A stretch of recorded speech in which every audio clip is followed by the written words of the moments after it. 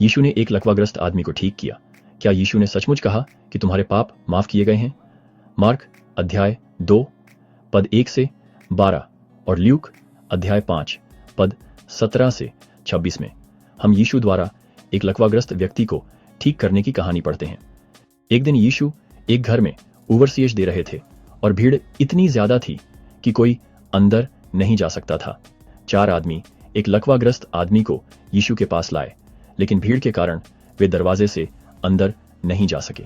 बहुत विश्वास और रचनात्मकता दिखाते हुए वे लोग लकवाग्रस्त आदमी को छत पर ले गए, छत का एक हिस्सा हटाया और उसे उसकी चटाई पर सीधे यीशु के सामने उतार दिया।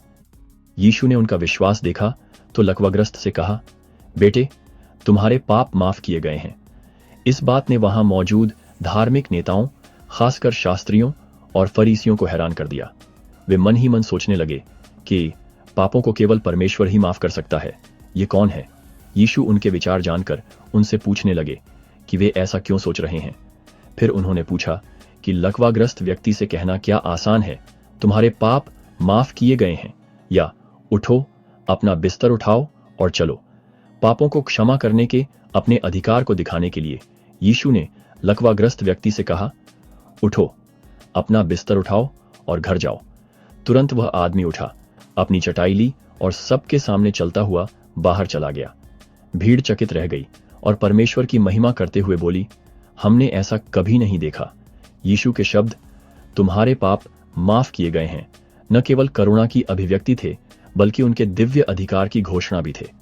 उस आदमी के पापों को क्षमा करके यीशु ने दिखाया कि उनके पास शारीरिक और आध्यात्मिक दोनों तरह से चंगा करने की शक्ति है। इस कार्य ने परमेश्वर के पुत्र के रूप में उनकी भूमिका को भी प्रकट किया, जिन्हें पापों को क्षमा करने का अधिकार है, जो केवल परमेश्वर ही कर सकता था।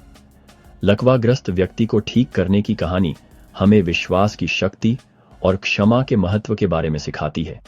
यह इस बात पर भी प्रकाश डालती है कि यीशु न केवल हमारी शारीरिक भलाई के लिए चिंतित हैं, बल्कि हमारी आध्यात्मिक स्थिति के लिए भी। इस चमत्कार के माध्यम से यीशु ने दिखाया कि उनके पास जीवन को चंगा करने, क्षमा करने और बदलने की शक्ति है।